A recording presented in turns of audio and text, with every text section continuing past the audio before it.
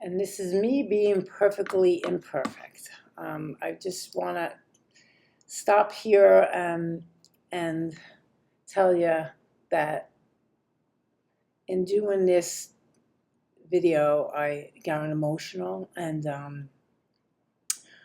but I said people out there have got to hear my story, especially the stroke people, because they might think that they're the only ones. So here's me being perfectly imperfect.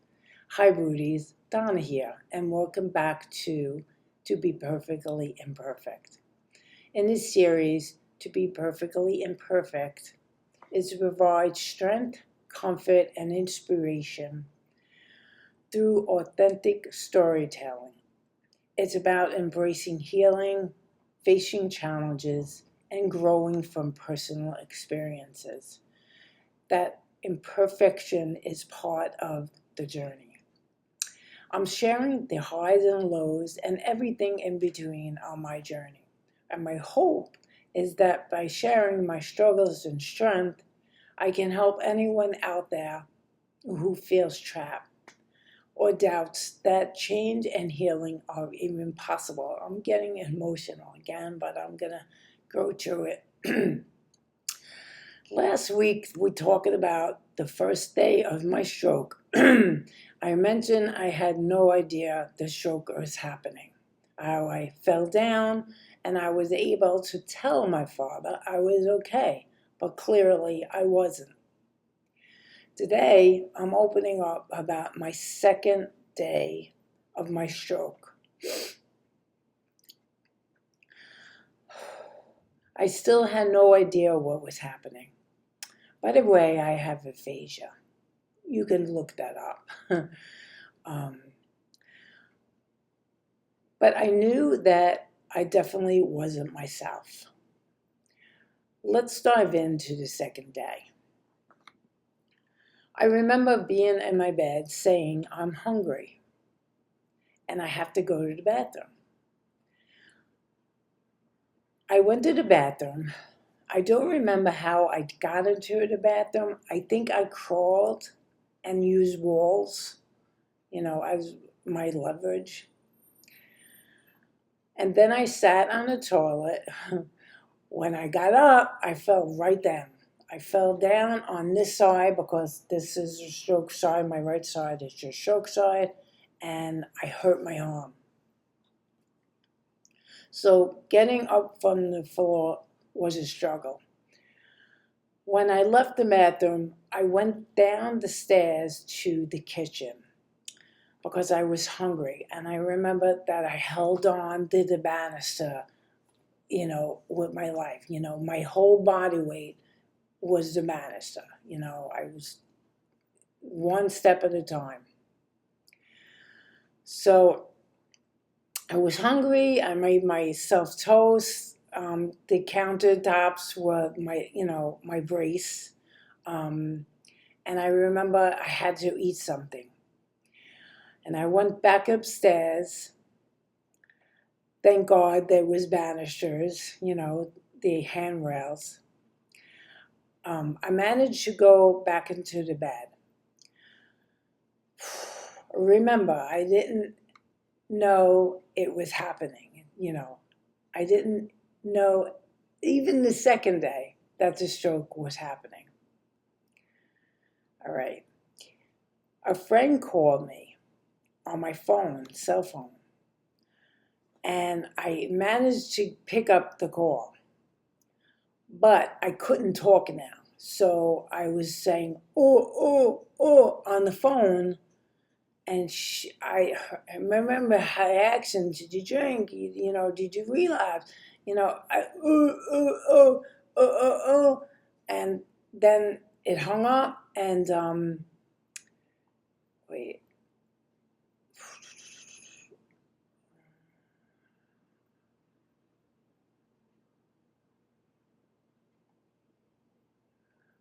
Okay. But I couldn't talk now at this point. But I couldn't talk. And I learned that later that if you get to the hospital after you have a stroke and within a certain amount of time span, your stroke wouldn't be as severe. So I don't know if I ever got a stroke again, I would know it. I don't know, because when you get a stroke, your whole existence changes, And I was in my room for 2 days. That's 48 hours, So I later learned that she was banging at my door. I didn't hear anything because when I got back in my room, I shut the door. That was my usual habit. I walked in my room and I shut the door. So I still did that. I still didn't know what was happening. You might think that is crazy because I think it's crazy. You didn't know what was happening. You didn't ask for help. No, I didn't. Because like I said, I didn't know what was happening. And I just explained that when you have a stroke, your whole body is challenged, your mind.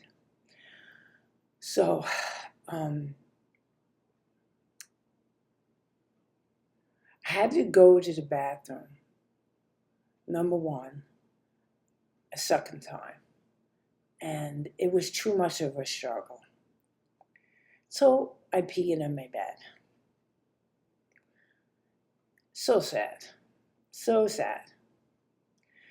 Then I remember my father, God rest his soul, knocking at my door because I was living with him. I couldn't talk. I kept making mumbling sounds. So he knocked at my door and I said, ooh, ooh, ooh. And he opened my door and said, were you drinking? No. I shook my head because I was so proud that I stopped drinking. I never thought I could possibly stop drinking. I was so proud of myself. This is what's getting me emotional.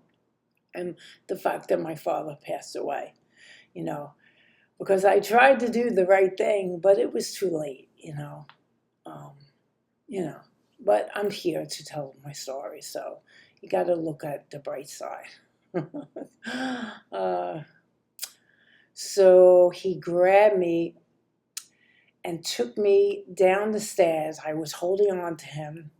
He managed to get me in the car, and he immediately took me to the emergency room. I remember he said, my daughter, my daughter, my daughter. Oh, that breaks my heart. Because I scared the living crap out of him. I guess he thought I was going to die, and I did too. So, and so when he said, my daughter, they took me right away. I guess they thought I was having a heart attack. And it ended up, I was taken in right away, and they determined that I had a stroke. Like I said, I tried to do the right thing by quitting drinking, and then I had got a stroke. But, no one could, say I wouldn't have died if I was still drinking, So that's where it ends, my stroke, and the rehab begins. So I want to thank you for being here and listening to my day 2 of the stroke story. And I'm not going to apologize for getting emotional, but it does bring back emotional stuff, especially those 2 days, and especially that second day. And like I said, I don't know if I would even know I was having a stroke again, So let's hope that my story helps people who are potentially gonna have a stroke, or or maybe if I had another stroke, I can get help right away. But remember, you never know what life holds in store for you. And if you want to hear my first day, be sure to look at the playlist, To Be Perfectly Imperfect. I have a playlist starting, and thank you so much. And make sure you subscribe and like the video if you like it. And have a nice day. And next week, we'll talk about another thing in my life, authentic storytelling. All right, bye-bye.